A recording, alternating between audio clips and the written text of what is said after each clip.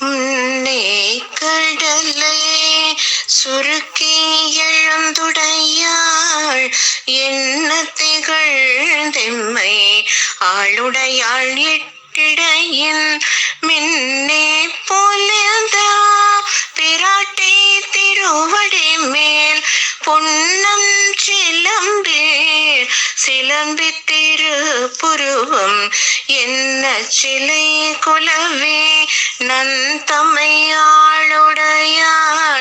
தன்னில் பிரிவில எங்கோமா நண்பர்க்கு முன்னில் அவள் நமக்கு முன் சுருக்கும் இன்னருளே என்ன பொழியாய் மழையிலோரும் பாவாய் முன்னே அவள் நமக்கு முன் சுருக்கும் இன்னருளே என்னே பொழியாய் மழையிலோரும் பாவாய் என்னே பொழியாய் மழையிலோரும் பாவாய்.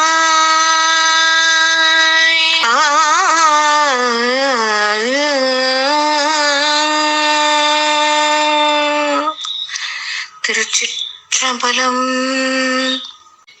தென்னாடுடைய சிவனே போற்றி, எந்நாட்டவர்க்கும் இறைவா போற்றி போற்றி.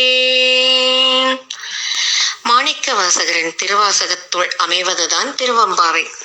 16ஆம் நாளாகிய இன்று நம் அப்பனின் தாழ்பணிந்து வாசகப் பெருமான் நம்முடன் பகிர்ந்து கொள்வது, இந்த மேகத்தினை பார்த்து மழை வேண்டும், அம்மழை எவ்வாறு இருக்க வேண்டும், எப்படி கருணை மழையாக பொழிய வேண்டும் என்று கூறுவதுதான் இந்த திருவெம்பாவை பாடல். வாசகப் பெருமான் கூறுவார், மேகமே, நீ முதலில் என்ன செய்தாய்? கடலின் நீரை குடித்து அதை சுருக்கினாயாம். எப்படின்னா, மேகத்தோட வெப்பத்தால கடல் நீர் ஆவியாகி அந்த மேகம் சூழ்கொண்ட மேகமாயிற்றாம். அப்போது என்ன நிறமாக திகழ்ந்தது? நீல நிறமாக திகழ்ந்தது. உமையன்னையின் நிறமும் நீல நிறம்தான். அவ்வாறு அழகுற இருந்ததா அந்த மேகம். பிறகு என்ன கூறுவார்? மின்னலை பற்றி கூறுகிறார். அது எப்படி, மின்னல் எப்படி வந்ததான்? அன்னையின் பெருமாட்டியோடைய இடையில் மின்னும் ஆபரணத்தை போன்ற அழகுறம் இருந்ததாம். மின்னுவது என்பது இங்கே மின்னலை குறிக்கிறது அல்லவா? அது மட்டுமல்ல, இன்னும் கூறுவார், பொன்னன் சிலம்பிற் சிலம்பி. உமையன்னை பார்வதி தேவியின் திருப்பாத கமலங்களில் அழகுற அணிந்திட்ட சிலம்பு.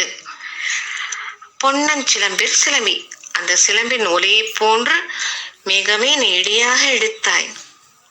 அந்த இடியோசை கூட அன்னையின் சிலம்பொலி போல இனிமையாக நயமாக இருந்ததாம்.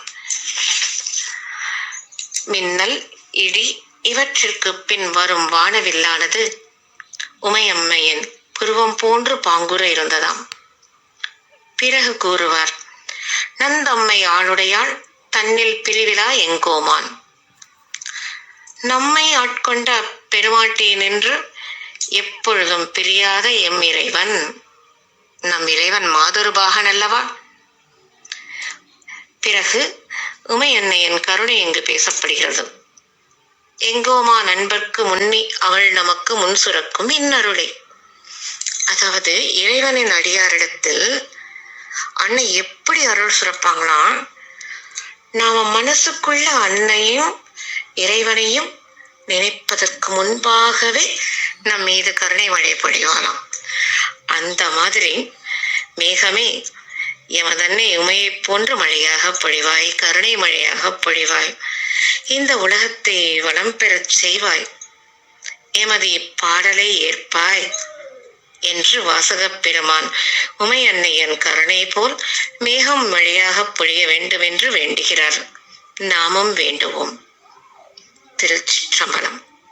தில்லையம்பலம்.